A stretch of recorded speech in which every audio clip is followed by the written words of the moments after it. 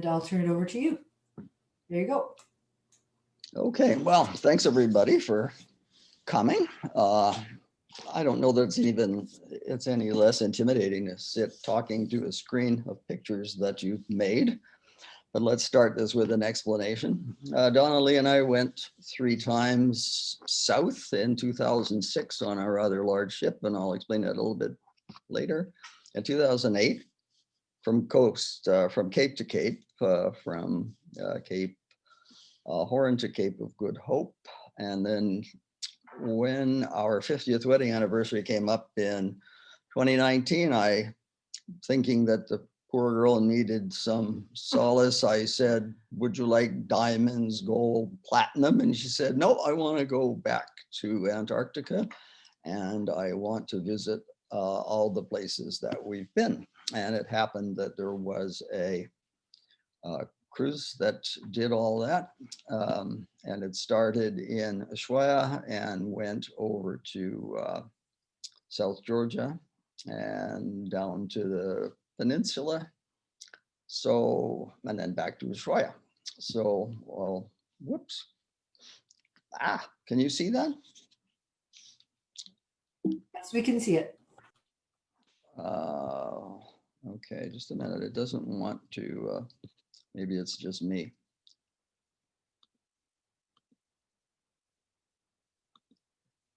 Okay, we were having trouble with this afternoon, but let's see. Okay, so that's what I said. In January of 2006, we went on a trip that started in the Amazon and went to the Antarctic Peninsula, ending in Ushuaia. That presented some very interesting packing issues because it was 90 degrees in the Amazon and -9 somewhere else. On March of 2008, we went on a relocation cruise on a small ship from Cape Horn to Cape of Good Hope. And then this year, starting at the end of January and ending in the 3rd week of February, we went with Silver Sea, Silver Explorer from Ushuaia and back to Ushuaia.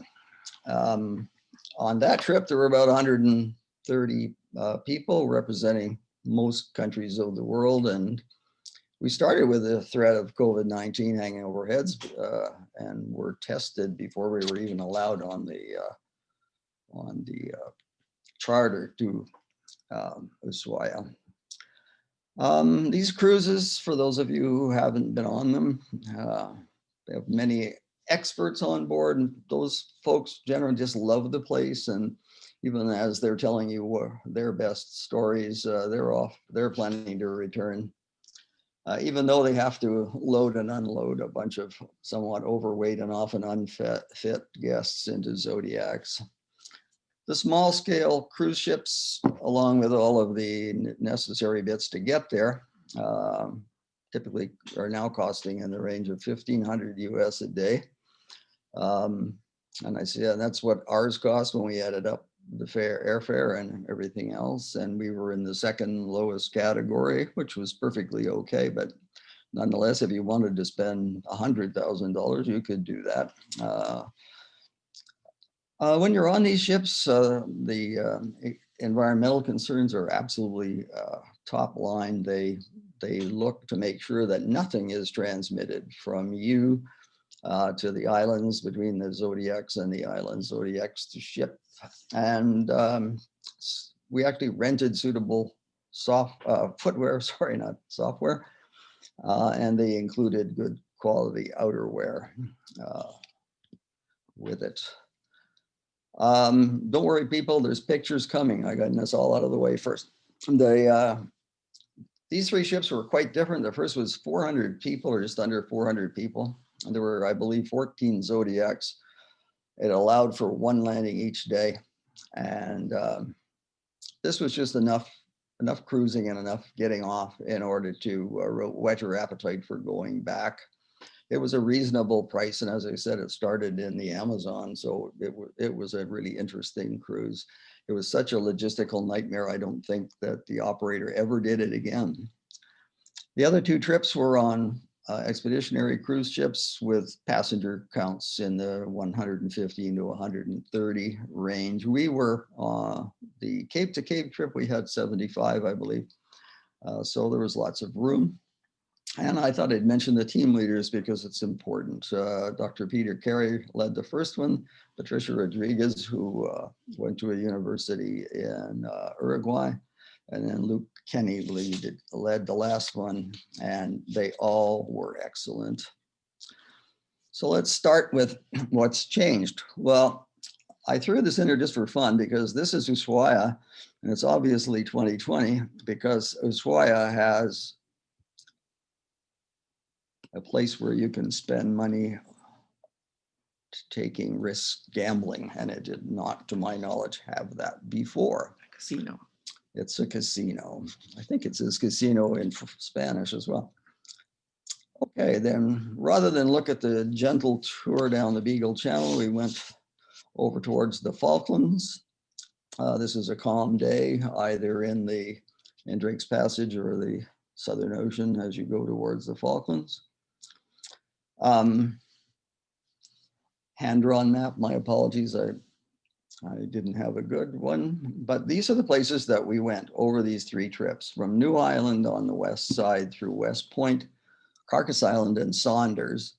And I put Stanley on there, but I didn't show any pictures from it. Now, Stanley, everybody, and many of the South American trips go to Stanley. It's been upgraded from a tourist point of view.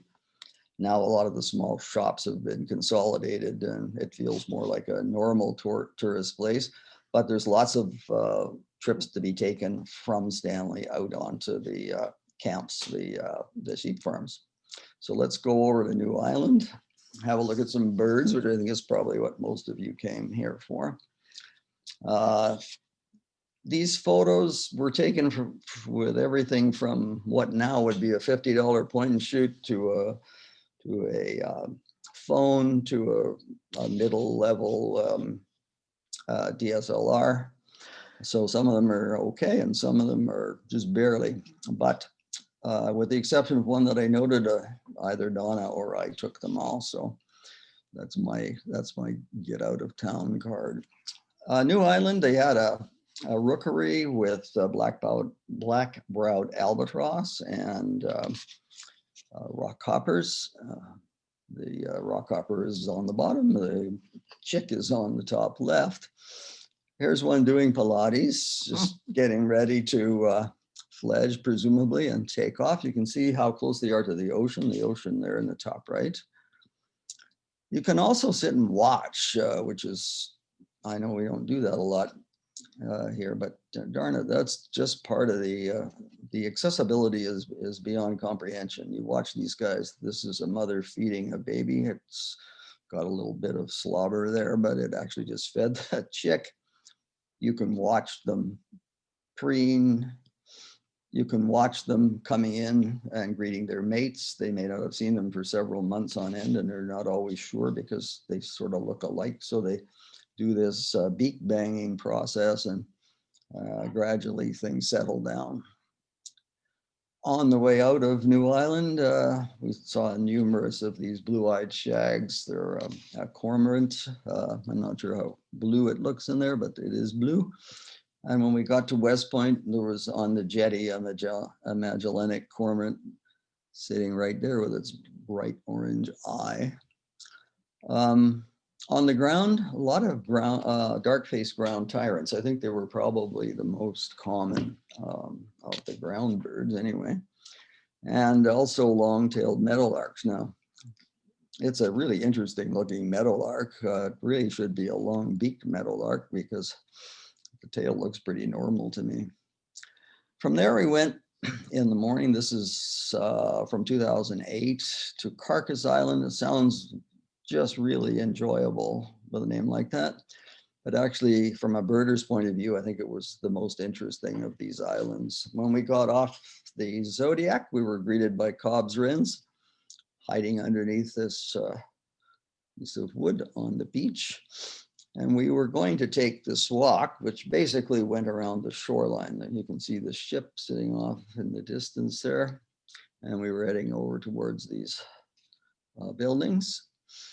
Here's a grass wren in flight. There's a Falkland pipit. We'll talk about pipits later because they're kind of important in the South Georgia story. It's also called a Corandera pipit, which I didn't know until I made the slide. And here's a black-chinned siskin. Saw that for a while. This one almost looked like it was piebald. It had so much white on it, but definitely has the black.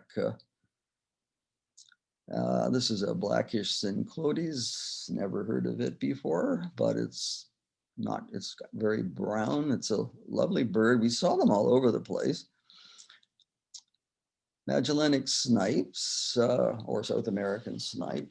I think the important thing about this is that this bird allowed us, and there were probably 70 of us on this hike, just to walk right up and take these pictures. I mean, I've been trying for the 17 years we've been in Victoria to take a picture of a snipe, and all you really had to do was fly to the Falklands. For amusement, striated caracaras trying to balance on a fence post. And for a more serious note, here's a striated caracara just finishing up a penguin snack. You can actually see in a blackish synclodes head right here. It was sticking around trying to pick up whatever was thrown aside. Along the shore, we saw kelp geese. There's a couple of sleeping crested ducks here and a whole bunch of Magellanic, oyster catchers. And there's a close up, very bright red and white, attractive bird. Access to these birds is just a thing. I'll probably say it too many times, but when you're walking along the shoreline, these things are there and they're walking around, and you can take reasonable pictures and notes about them, and they have wonderful colored eyes and rather interesting markings that are easily observed. Here's a Falkland steamer duck. It was probably 50 feet from that last picture. There's two types of these. Some of them fly and some of them just churn around in the water. Not sure what these ones are, but at the time they were Falkland swimming ducks. They then went on to Saunders Island. It's a beautiful place. There's a number of rookeries on here, both for black-browed albatross and for shags. Access, again, being able to get in and take reasonable pictures with modest equipment is key. Just watching them is just worth your day. On this island, we also saw a lot of Magellanic penguins. The sheep have made this worthy of made the grass worthy of any golf course. They were kept out of the rookeries by fencing, but since these are a burrowing penguin, they seem to survive quite well there. There were also a few kings around and some others down on the beach. Again, on the beach, Magellanic oyster catchers, strangely, because of the white and the black in all of the debris, they weren't that easy to see. They almost have to move or pick their beak up. On the beach, we saw gentoo and Magellanic penguin there in the background. You can see this color in the underside of the gentoo's wings. We saw that more than once. It seemed to happen whenever they were warm. It must be they either have very little feathers there or they're using it as a little bit of a place to get rid of some excess heat. Okay, we're not going to go to Stanley. I've got lots of pictures there. It used to be a nice place to go find a bar and go talk to the locals, but there were just too many people there this time, 3 or 4 big ships, and our ship was the only one that was small enough to get into the inner part of the harbor. So we took off, and partway between the Falklands and South Georgia are these rocks. They're called shag rocks for the reason that they're occupied by shags. If you blow up this picture, all that dust that you can see in the sky, those are all individual shags. I don't know how many there were there, but lots and lots. So this is South Georgia. It's about, let's say Vancouver Island is perhaps 10 times, 9 times the area of South Georgia. I put King Haakon Bay on here because we'll refer to this trip later, but this is where Shackleton landed coming up from Elephant Island. And the way I'm going to go through this is geographically. So we're going to start up here and we're going to follow the way the ship did all the way down and then finally over to the peninsula. So we're going to start with Salisbury Plain. I'll try to mention all the names. You can yell at me. We were greeted on arrival by a snowy sheathbill, which landed on board. And that's about as nice and clean as I've seen them. Usually their heads are covered in penguin poop because they dine on the after effects of penguins pooping, as well as the odd egg or two. This is Salisbury Plain. It's full of king penguins. It was obviously snowing lightly here because everything's covered in snow. There's the kings. The red things off in the distance are the victims or the guests, sorry, the guests. I've lost it. There it is. There's the guests. It's a rather broad beach area covered mostly in relatively large rocks. Almost looks like the penguins are above the ship, but not so. Here you get some idea of what the attraction is in this part of the world. These are all kings. There are very few chicks left at this point, at least in this location. At this time of the year. At this time of year. Someone told me whenever you take a picture of a mass of birds like this, you should always aim at one. And I think I aimed at one. Whoop, don't do that. Sorry. This is also on the beach. Oh, wait a minute. We were going to go up the side of the mountain. If you look at the bottom, you can see the masses all together there, cheek to jowl. But they also went all the way up the mountain on any bare area and into the tussock grass, which is the main green area there, right up to the snow line. And the tussocks were also being used not only by these juvenile fur seals, but also by other birds. I had a picture, but I didn't. We went over to PRION Island, which is really in the same area. It's in the Bay of Islands. It's a wandering albatross nesting area. And when we were there in 2008, they were just building the stairs up to the top so you could see them close up. When we got there this year, they were almost in need of replacing. So it gives you some idea of how severe the weather can be. That's across the way looking at that big glacier and penguins in the foreground. There's the objective. It's a wandering albatross. It's up to 4 meters in wingspan. It's almost difficult to realize how big they are till you get up close.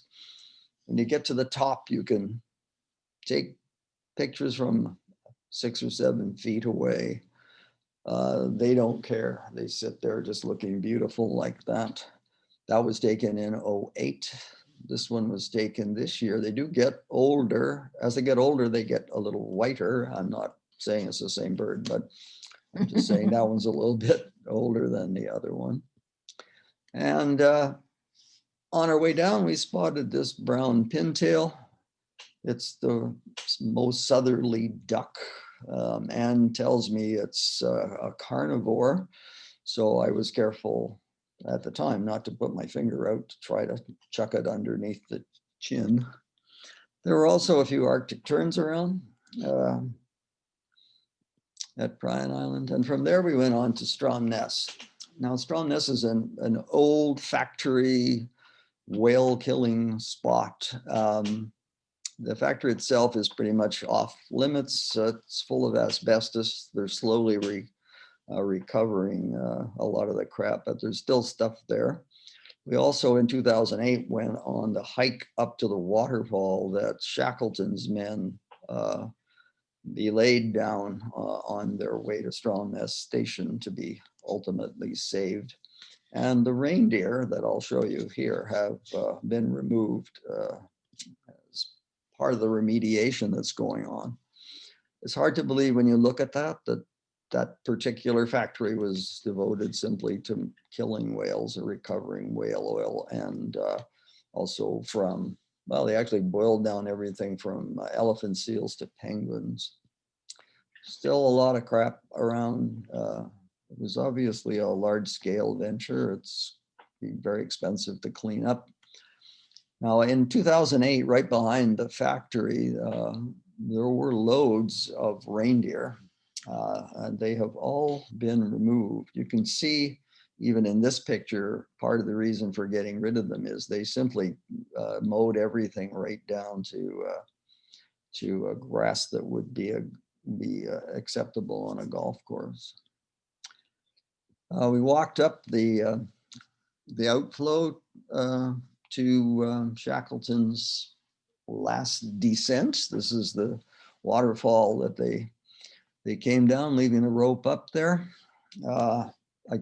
I don't know how they did it without destroying themselves, but that was it. It was just sort of paying homage to the fact, and it was a tough little hike up the stream. It was all boggy and it would just suck your boots right off. There were about 50,000 kings at Stromness in 2008. And from there, we went to the largest, certainly the best known of the whale factories, and that was at GRYTVIKEN. It's quite beautiful on entry. I'll show you some pictures. This is the scale that you're talking about of what's left there. This actually is the 2008 ship, but most of this stuff is exactly as you see it. I took this because it was the only cheerful thing there. It looked like a line of doozers on a platform looking down, and we're actually looking over towards the museum. When the whale industry just shut down, a lot of these whale boats were simply beached. This is a 208 shot of the Petrel. It still has its harpoon gun on it. It no longer has it. And one of the things that everyone does is pay homage to Ernest Henry Shackleton. He actually died on South Georgia. If you know the history of the area, the exploration of Antarctica, he's a key figure, but he's also used because he had some really fine people handling capabilities that allowed him to save every one of his compatriots who were stuck in the ice on the Endurance. And we'll talk about that a little bit later on. Oh, one thing I should say, and it might be an inspiration to all bosses, Frank Wild, his right-hand man who died elsewhere, had asked to be buried with his boss, and he has now been interred at Shackleton's right hand in the cemetery at GRYTVIKEN. This is the view from the museum, which continues to be improved. Now, I did promise to look at changes, and this was a good spot because we took some photos that were approximately the right place, different times of day. On the right is 2020, on the left, at least on my screen, is 2008 in the dark. But if you look at it carefully, aside from the fact that the rock on the right in 2020 is actually in the way, there's very little obvious difference in this particular spot regarding the ice. However, same layout, 2008 on the left, 2020 on the right. You can see some thinning here, obvious there. I put a little arrow both on the top of the peak, but also on that little stream that's coming down there, so you know where that is. And you can see on the left how far the toe of the glacier came out right past that, and it's now receded well up. So here I think we've got some reasonable evidence of both the glacier receding and the thinning of the glaciers, but it's not universal. It doesn't happen in every spawn. Okay, I borrowed this from the cruise company, but we were at GRYTVIKEN up there by number 6. We came across and did a landing at SORLING hut, which doesn't count in the landings according to the boat because the numbers are supposed to be landings. And we took a 6-kilometer hike over that ridge down to Ocean Harbor, which is a, and yeah, Donna almost died, but it's a lovely spot to get off. It was quite warm that day. I think maybe 5 degrees down here, and we're looking back towards GRYTVIKEN, turning around and going vertically about 100 feet. This is our group. The white hair on the right is Donna-Lee, and I'm even further back taking the picture. What they didn't tell us, or at least what I should have realized, is we were going up here. So it was not going to be a light walk in the dead grass. And we really didn't see many birds here, by the way. Looking back to Cumberland Bay, beautiful everywhere. There's never any bad weather in South Georgia in the summer. Once you got over the ridge, you could look down on Ocean Harbor. Some of our fellow travelers had come in on the Zodiacs, and I think more than half of the people decided to take the 6-kilometer walk, and only half of them were concerned that they might have thought better of it. So there we are, going back to the boat, looking forward to a chocolate on the pillow and booze that we already paid for. Now, St. Andrews Bay was one of the places that we were supposed to go to. The leader told us that it was too rough, and it was actually quite rough when we were there. It doesn't look good here, but I remember quite well the Zodiac getting swamped. But I have to show you St. Andrews Bay. If I had to name one place on earth that's my favorite place, it's St. Andrews Bay. You're greeted by king penguins. There's so many. They haven't read the memo about distancing themselves. If you stand still, they'll come up and peck at your boots or your coat or your backpack. It's an amazing place. We're going to just walk over, where is this thing? Over to this ridge and then look down on the outflow. So here we are, and I apologize, a bit small, but every one of those little dots is a penguin. And if you don't believe it, you can blow them up. And there they are at the outflow to from the glacier. And if you look down at the surfing area, they're all surfing in on those waves. It's a wonderful, wonderful place. Now, in the middle of it, there's a few other animals lying around. There's these giant elephant seals, and as you can see, the kings are giving it a lot of room, because even if it rolls over, you can be in trouble. But there's always a bad boy in the crowd, and this guy decides to come up and see what happens when you peck the tail of a molting elephant seal. Nearby, we had the chicks, which were starting to molt rather quickly. As you can see, they're the same size as the parents, and some of the early naturalists thought these were a separate species because they were so big, but they're not.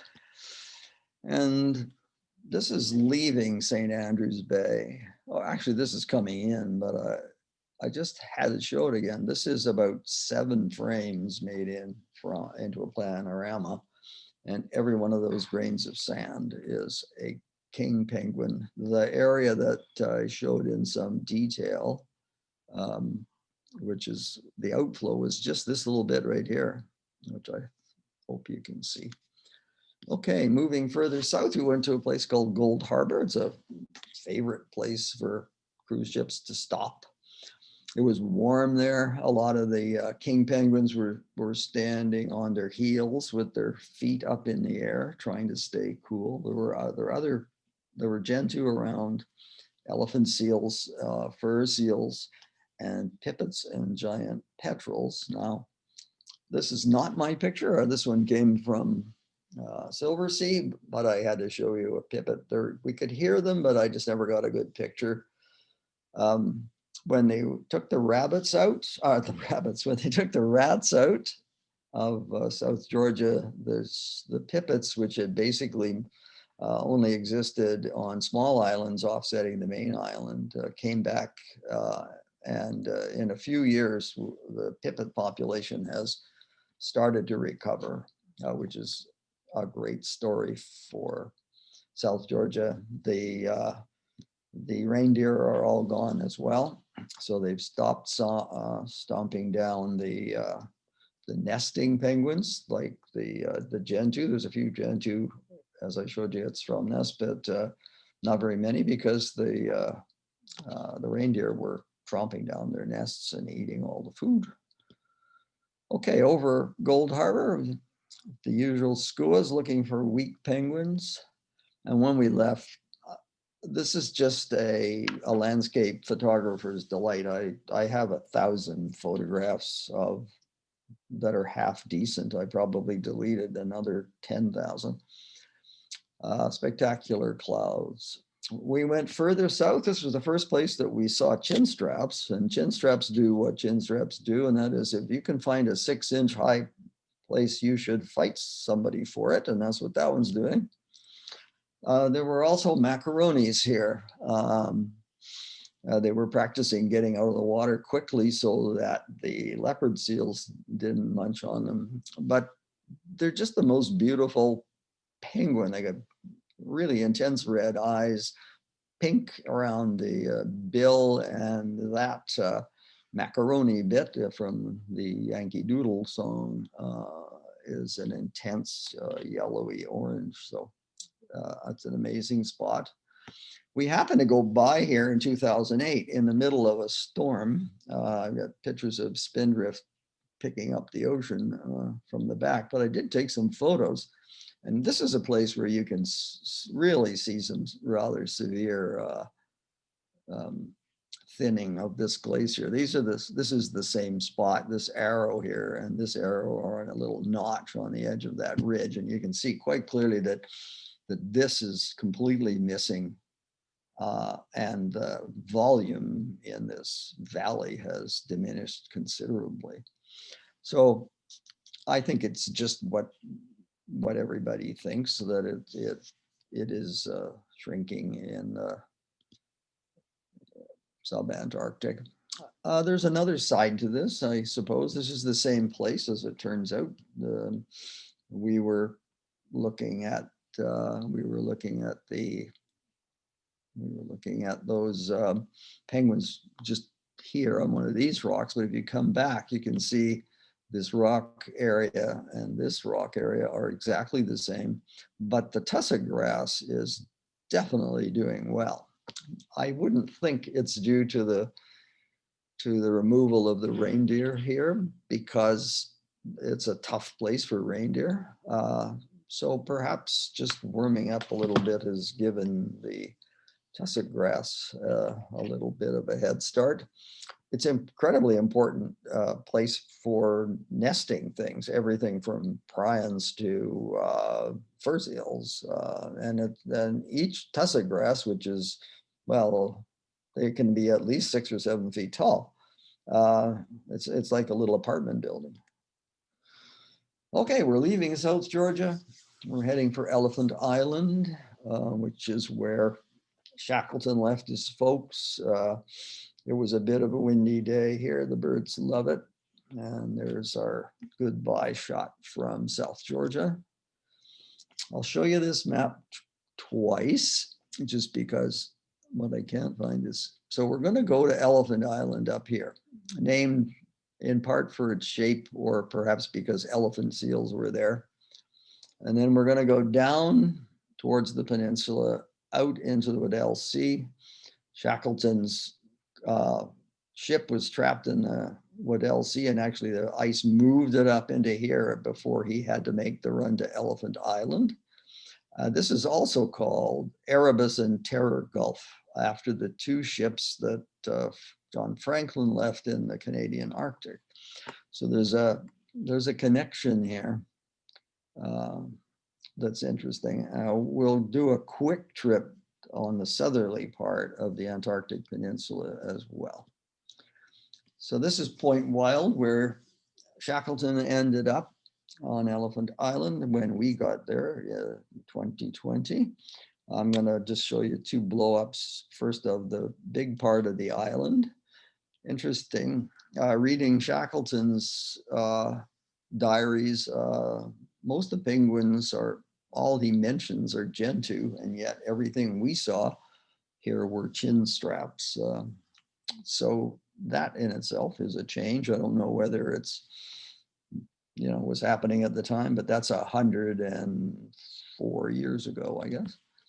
And here's the other end of the little spit on which they put their boat and lived for 4.5 months. And there's the cairn there for Louis Pardo, who came on the cutter Yelcho to pick them up after Shackleton had gone through up to King Haakon Bay on South Georgia, and then walked over the spine of South Georgia to get down to Stromness whaling station. The other thing that one should mention here is this is completely stripped. And if you look at Hurley's photographs from Shackleton's time, this is a pebbly beach. So all of that finer grained material has been stripped off of here by storms and redistributed. So quite a bit has changed. We had trouble getting off here. There was enough of this kind of ice that I think it's about 4 feet across the stairs there. So these are 3 feet in diameter. So you didn't want to mess with them. There wasn't any doubt about where they came from. This is just probably, I don't know, 200 or 300 yards away, meters away from where we were.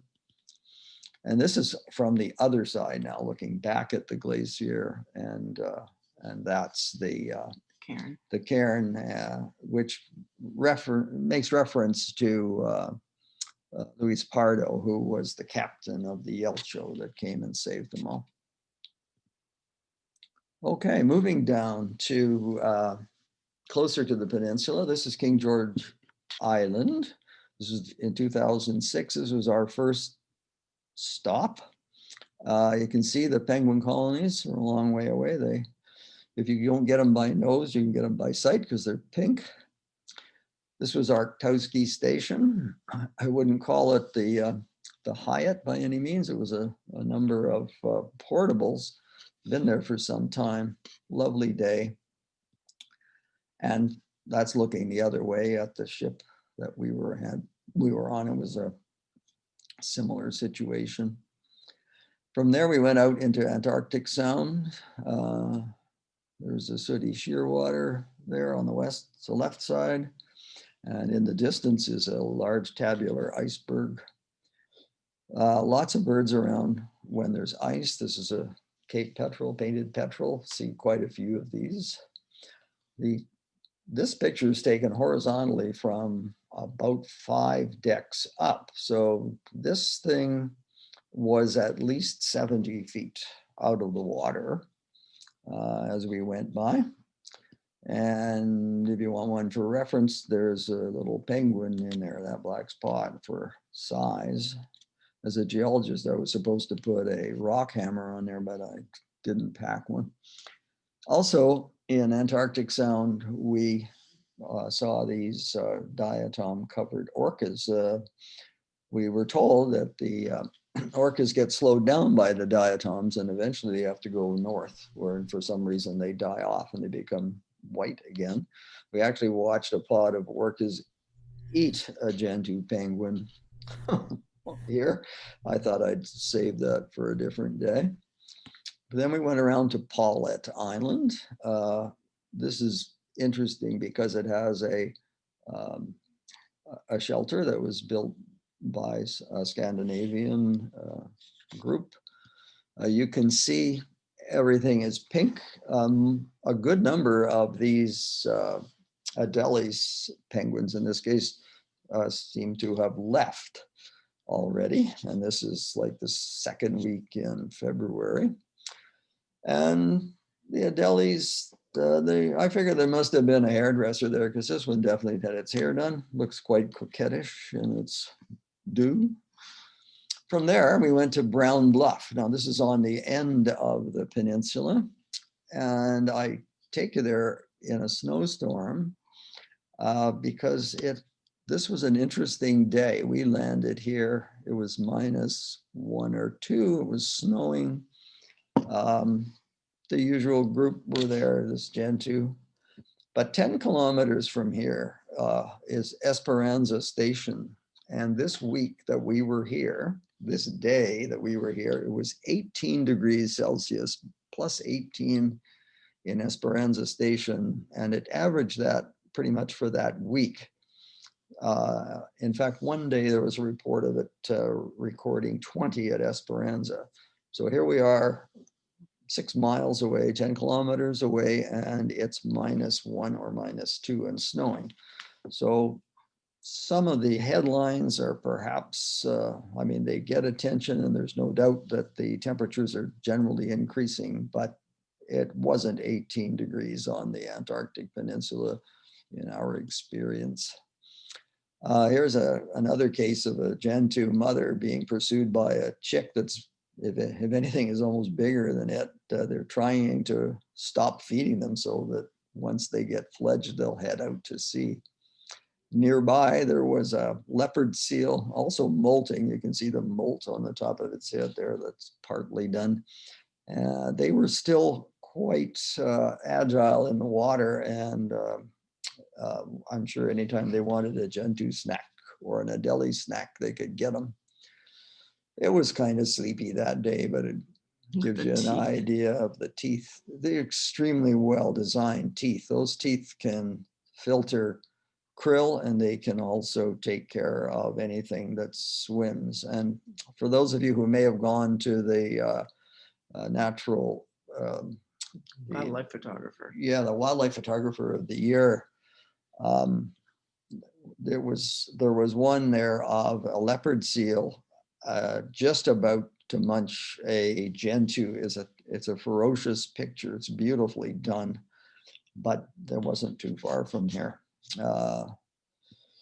So we've been, let's see if we can find this ever moving thing. So we've been to Brown Bluff. There's Esperanza Station. We're going to go south and do a quick loop around here. And I promise I won't show you all of them because the birds are not all that changeable in here. I think not that many species.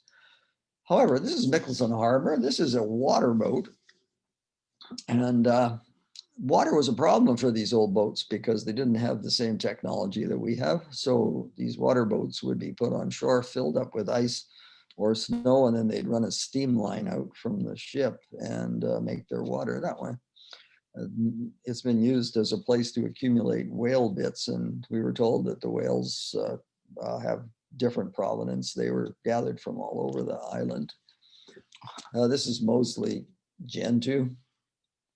You can see the little rock nests that they make. They're fun to watch. They steal rocks from each other. There were also Weddell seal here. Yeah, this is just an amazing thing. This is one of the 2 animals that spend the winter on the ice. It literally uses its teeth to make a hole in the ice to go and feed, and they can live as long as their teeth keep growing, but when their teeth are damaged or stop growing or worn out, they die. Little nod to our wonderful Zodiac drivers. These guys are absolutely key. If they were not, and girls. And girls, guys in the general sense, that happens to be a girl. And they were great. They never, even in the middle of a 60-mile-an-hour wind, they they feigned calm and kept us from jumping overboard when we were having trouble getting back on the mothership. Cruising. This is a place called Sierra Cove. Not sure I spelled that right. However, you can see why maybe you wouldn't want to get off here, but for the landscape and ice photographers, this place was just gold. I mean, look at it. It's fantastic. I mean, you could go right up beside the calving glaciers and look back at these black mountains sticking out of the fog. There were also more leopard seals here. I should say that we never saw a leopard seal in either 2008 or 2006, and we saw loads of leopard seals on this trip. And I don't know if that's a change or whether we're just observing better. And one day while we were near Cooperville, which is not far from here, we were having lunch on the back, and a humpback was having lunch off the back of the ship, lunge feeding, as we sat there and watched. And then we got down to Cooperville. This is more about catering to the landscape photographers. I mean, you've got everything here. You've got blue ice, you've got black rocks, you've got pig guano, you've got a few penguins. Wonderful place. Makes, you know, you don't need to take professional level equipment unless you don't like these pictures. Well, that's fine. Even the ice presents sculptures that are worthy of a snapshot. Not to forget, there's a few gentoos around minding their own business. Back to the glaciers. Then we went to Nico Harbor. It's one of the prettier places. We were advised not to stay on the beach because there's a calving glacier at the head of the harbor, and there have been instances of the beach being swamped. So we were advised to get up here. You can see from the size of the little dots that it's not that little. When you're about halfway up, you can look back at the ship and the beautiful scenery. And just for scale, there, those things on the right are people. At the outcrop, I think everybody had a picture taken here. This is our Christmas card shot. Obviously, I didn't take this, but it was taken with my camera, thanks to somebody who was very helpful. It's just a beautiful place. Okay, moving on down the coast a little further, getting close to the end now. We had Half Moon Island. This is how we saw it in January of '06. You might see a little boat over there on the shore. And that's this boat right here, still there after 14 years, and didn't look a whole lot the worse for wear. A lot of chin straps here. These guys were exchanging gossip about the shape of the guests on shore.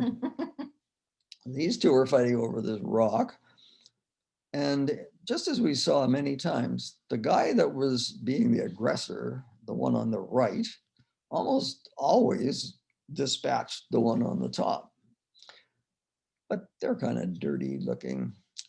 Now, others were content because they were molting just to sit there and let the feathers fall off. So that was one of those. And from the top, you could look across the straits and see this sailing ship. And it makes you wonder, you know, what's their adventure like?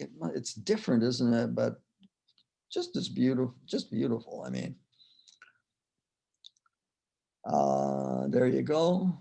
In 2006, as we were leaving, the skies are worth looking at all the time. There's so much wild weather that you often see lenticular clouds and things like that, and the weather can change within 20 minutes. And then we went to Paradise. This is Paradise Harbor. This is as far south as we got. It's kind of a dull day. This is '06 as well. They built this as a Chilean research station right in the middle of a Gentoo rookery with about 1,500 pairs, and they're all there. They still there. You can see them all. The big red ones are guests, and the little ones are Gentoo. Aw. And you can get all these, the access, the proximity to all these things just makes this all worthwhile. I mean, you can just take these pictures and they may not be worthy of National Geographic, but they're good enough for me. So what did we observe? Well, on the Falklands, we saw very little change that was visible. They've upgraded their tourist stuff. Cultural. Yeah, okay, cultural changes if you want. If you were just interested in the birds, I think I would go to the Falklands and South Georgia. There's certainly more to see on the Falklands. A lot of the farms on the Falklands have the ability to rent to people who want to just walk around and take photographs. There's a subsidized air fleet there that will ferry you between islands. It's a very nice place. The people are friendly and the food's good. And they're just a little different because they are in the middle of nowhere. It's chilly. And although they're outside the Antarctic convergence, which is, you know, the break between the cold waters around Antarctica and the not quite so cold waters of the South Atlantic, they do get high winds, and a nice calm day is rather rare. South Georgia, we saw evidence of warming temperatures, glaciers retreating, and tussock grass growing. Excuse me a second. There are other species there. Remediation is going on. We spent lots of money. The rats have been killed off, and they're doing their best to keep track of them so they don't come back. The reindeer have been removed, and so there's some real optimism, I would say, on South Georgia for the return of a more natural environment. And the day after we left, the excuse my voice, the British Antarctic Survey counted 55 blue whales off South Georgia. And I have to say, it's our favorite place on the planet. And we've been fortunate to be a lot of places, and Arctic as well, other parts. And it's a wonderful place. Antarctica, there's just so much ice there that it's really hard just, you know, on a brief trip, a week or so, to see changes over a 14-year time frame. And I was reading a book that was authored by someone who was a naturalist, and she said much the same thing, that it was difficult to see changes. That's the So, experts. and a lot of the ice shelf destruction that's made the news is about ocean temperature changes rather than air temperature changes. So there we go. One molting seal from Gold Harbor with a friend who's twice the size. Okay. Questions we have. Thank you very much, Michael. That was fantastic. And I know that people will have questions which they'll ask you by voice, but I have a few in the chat room already. What time of year were the 2008 and 2020 trips? I saw that 2006 was January, and 2020 was also January, February, was it not? Yes. Yes, 2020 started at the end of January and went to the third week in February. Okay, and what about your 2008 trip? That was end of the season, so a lot of those dates are March dates. Yes, so it was, yeah, more the end of the season. I'm being looked at. No, I'm just thinking. I'm just thinking. Yeah, I think that's accurate. The reason that you can get on those relocation cruises is because they're the high season for tourism in the Antarctic, and sub-Antarctic is done. That was a wonderful, I mean, it was a great trip. My God, it was a beautiful little boat. It was Corinthian 2. But 9 days. And we spent 9 days at sea because we could not get off at Tristan da Cunha.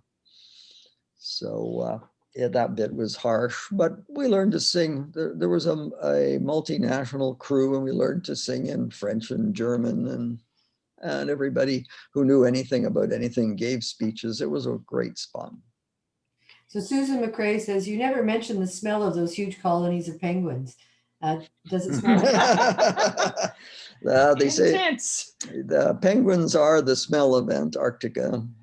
And I must confess, it doesn't bother me anymore. In fact, the fact that you're there is so overwhelmingly good that you don't have to worry about the smell. I'll tell you what, though, some of those, I think someone should do a study about the difficulty of removing different species of penguin poop, because it seems to me that when we got south along the peninsula, we'd spend 10 minutes scrubbing boots before we were allowed back on the Zodiacs. I mean, it was just, I mean, you know, it wasn't Gorilla Glue, but it was close.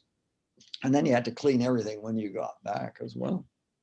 They were really good about trying to protect the environment from tracking bits from one spot to the other.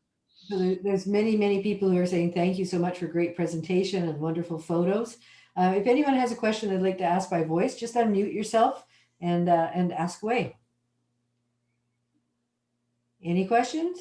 Can you go back to the faces? Yeah, can I stop sharing, Ann? You can stop sharing. Yep. Just a minute. Sonia says, great to hear about a place I might never be able to go. And Marilyn asks, were the reindeer naturally occurring or were they introduced? No, the reindeer were introduced. I think we probably blame the Norwegians for that. Right. My understanding is that the whalers got really tired of eating whale meat and asked for some other source of meat for the islands.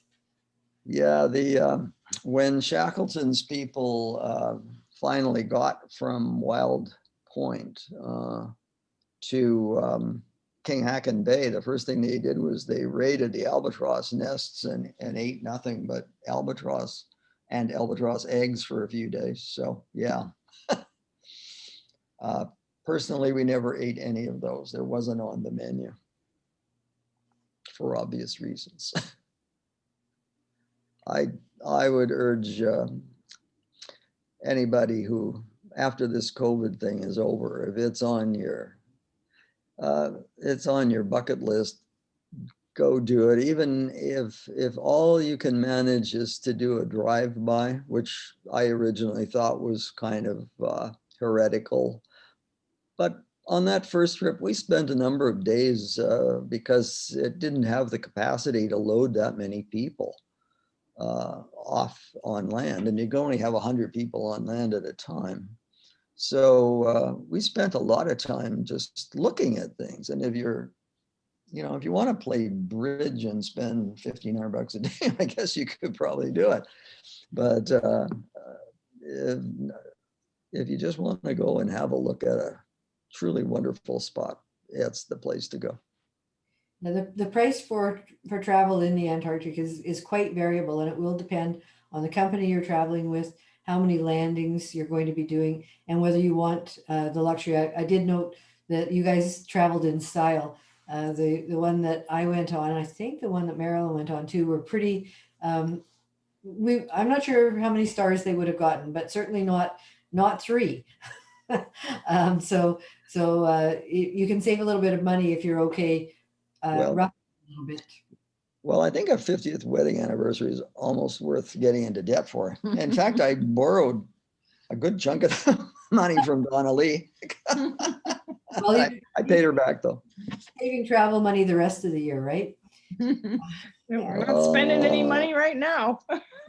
You know, it's we decided after having a bout of, well, what the hell, we had a bout of cancer in the States and figured out we could afford to retire early if we watched our P's and Q's and believed this nonsense about, you know, about compounding interest and stuff. And by God, if you watch your P's and Q's and things happen like they're supposed to, suddenly you find yourself in your 70s and you can afford to do this once in a while.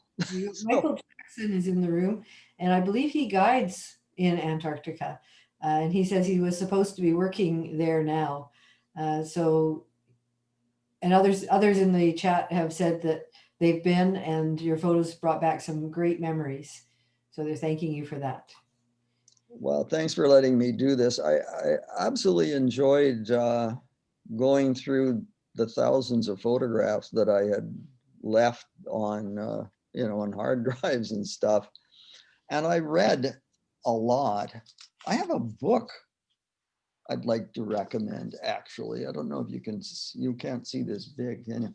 This book is called Toward Antarctica, and it's written by a lady named Elizabeth Bradfield. It's poetry. It's poetry, it's prose, and it's photography. She teaches creative writing at Brandeis University, and in the States, and she belongs to, and it's quite straight, she belongs to the LGBTQ community on Cape Cod. And if you read it, she's quite straight about that. And some of the things that she writes are funny because of that. We actually ran into her on an Arctic trip, oh gosh, more than maybe 12 years ago. And she was writing poetry at the time and acting as a naturalist guide. But Toward Antarctica is just a different kind of a look at travel in general and how it sort of comes back to how it relates to, she's talking about America because she's an American, but she writes beautifully. She takes interesting photographs. She makes very interesting short poems. It's a slim volume. I read it in a day. Absolutely loved it. Donna-Lee wants me to shut up about it. I'll tell you why though. When we were on a ship in the Arctic, there was a day and there were 2 lectures being given. One was being given by Elizabeth, who we didn't know at the time, and I suppose we probably don't know her now. She was talking about lichen, and the other talk was given about polar bears, and we sat through both of them. And I swear to God, the lichen story was more engaging and more interesting than the polar bear story.